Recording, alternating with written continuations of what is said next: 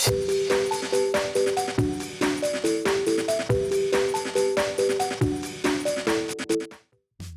it going, YouTube? It's Panda time. BT9 pre-release has come and go, and so for the next couple of days we have BT9 content coming for you guys. I've made a couple fun decks. We're playing with MTG Girl.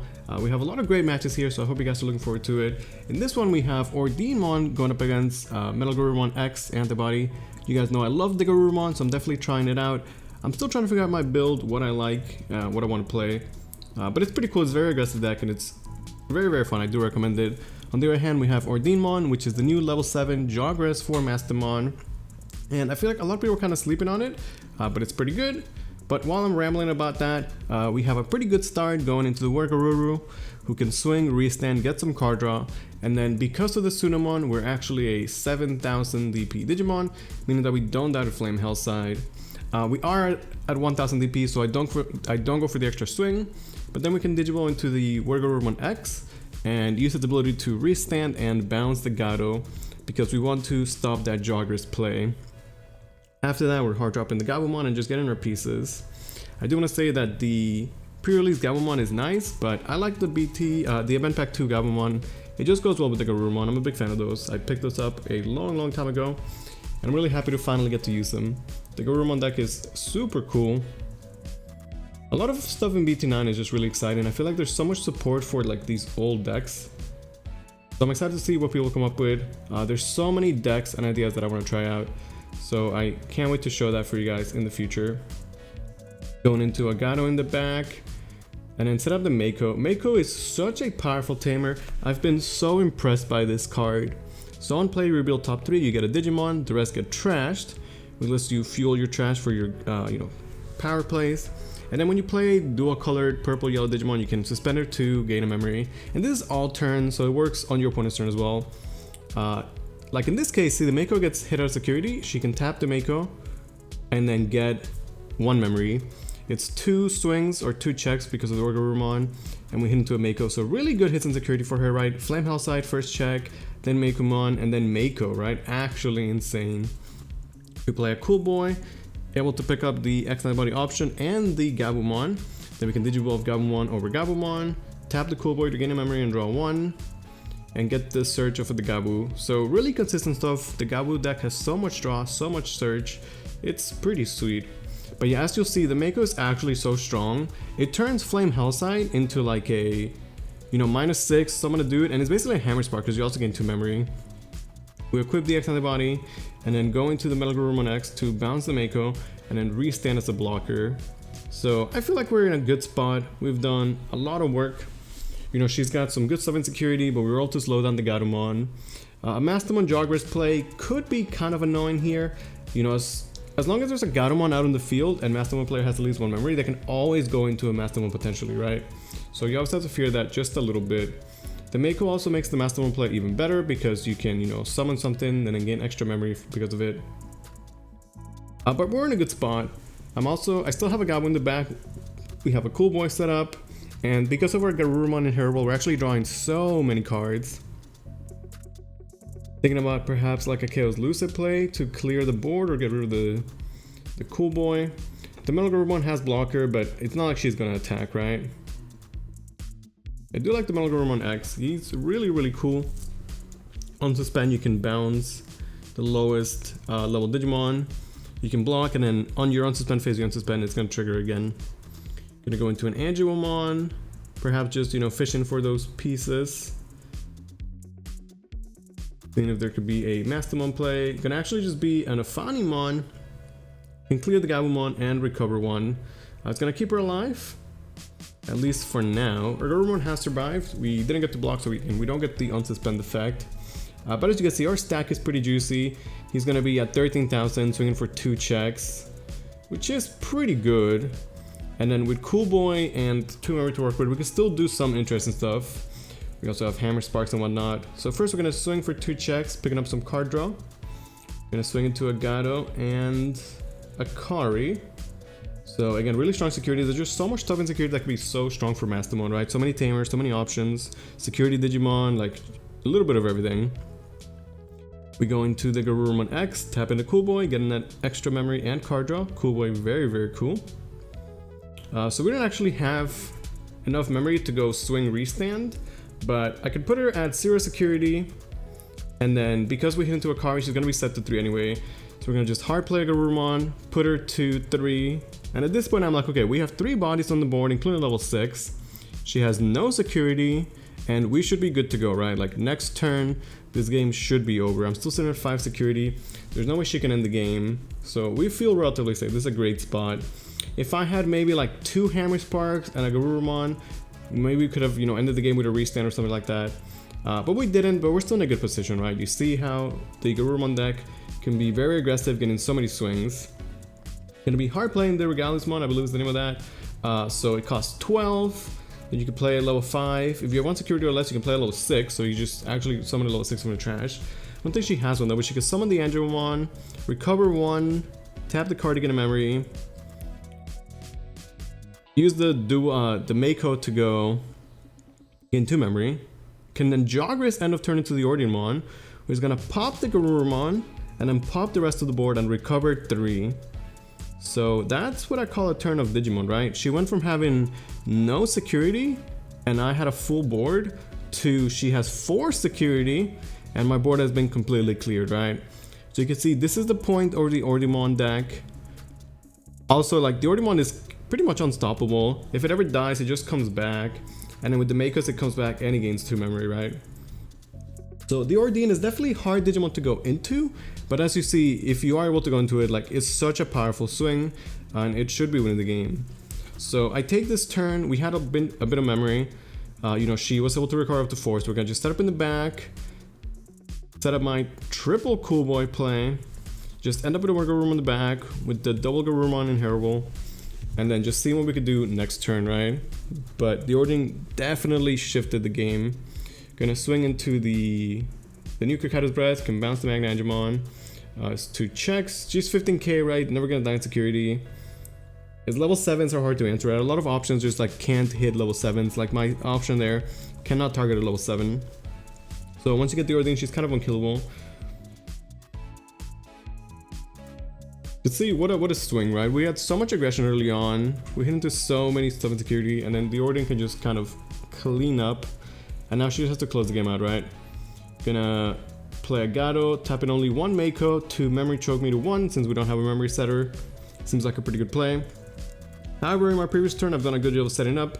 So even though we're set to 1, you know, with triple Cool Boy, we're still gonna have plays. We can swing with the Wear and restand, hitting into yet another Mako. Mako again, such a fantastic Digimon. Really been impressed by this card. We do get the restand. I believe we're at 8,000 DP here, so relatively safe swings. We're gonna Hammer Spark to go to 2, swing again, hit into a Lady Devi, which we're stronger.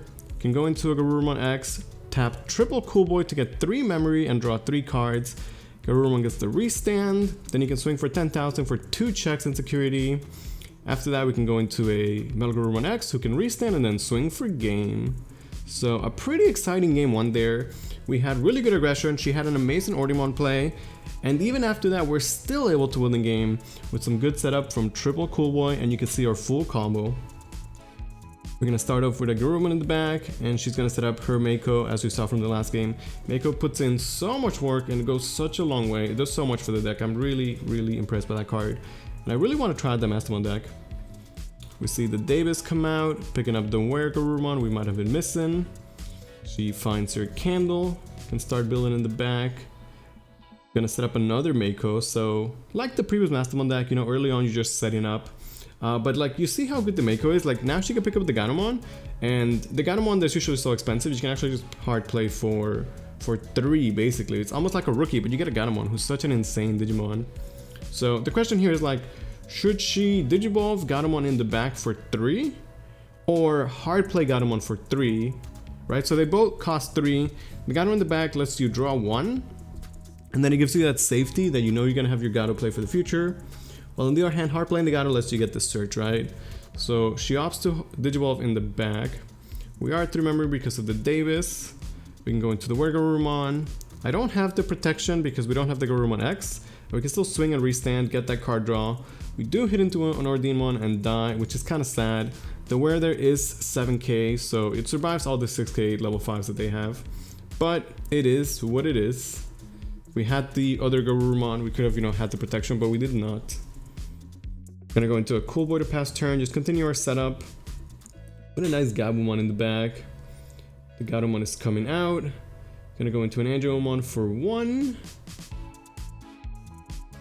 And then hard playing the May Crackmon, who's kind of cracked, for 6, but because of Mako it's actually 4 basically. You know, it has the on play and one Digivolving effect, which I really like the card. It makes your Flame Health sides way better.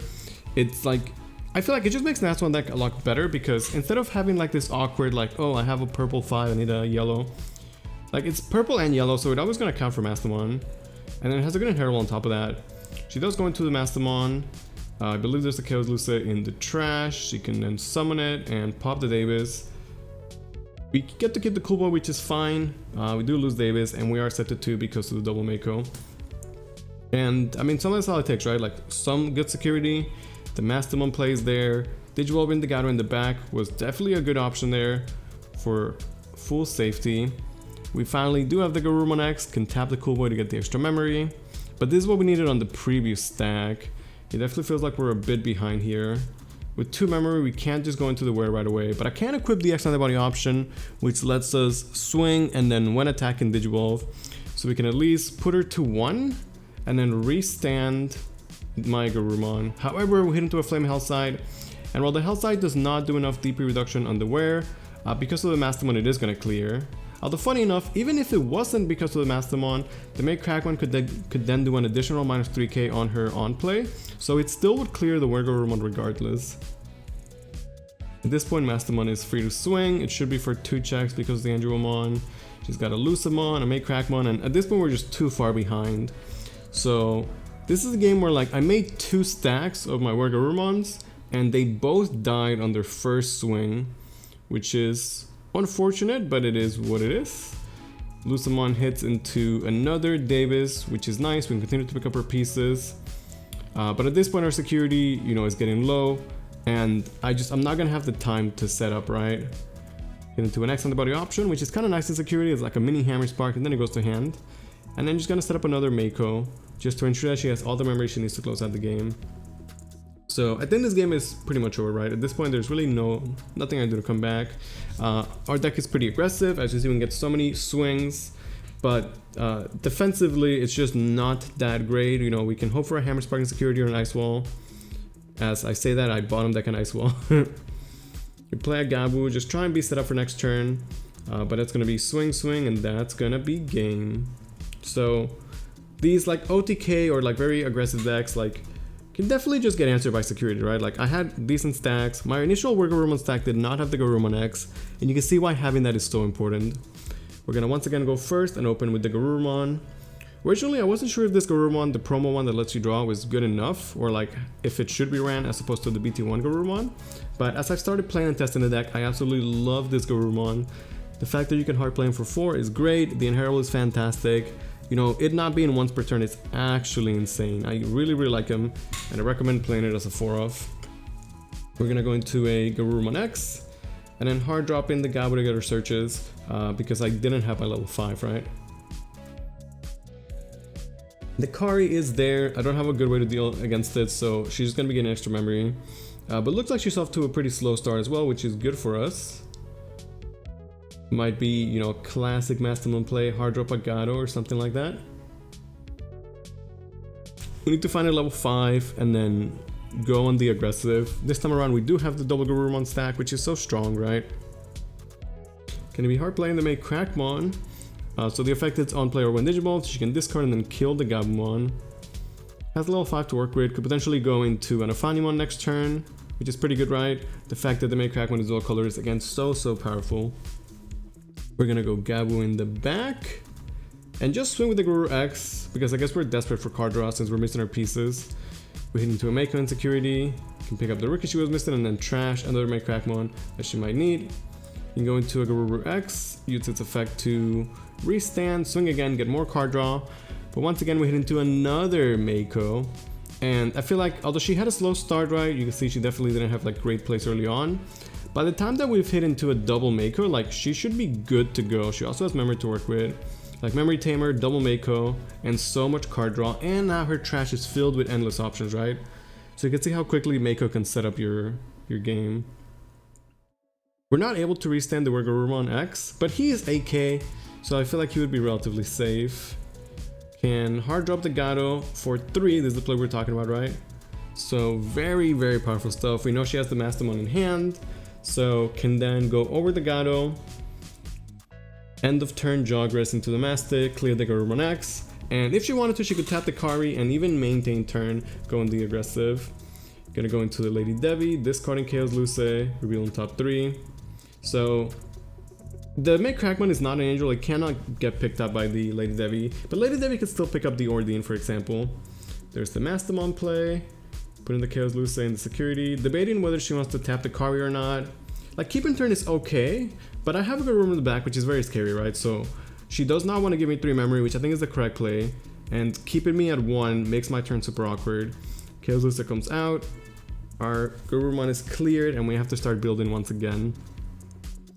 Gonna be playing a blue memory boost to just set up our pieces. I might be missing that sweet level 5. We do get that beautiful Garurumon or Gabumon Altard.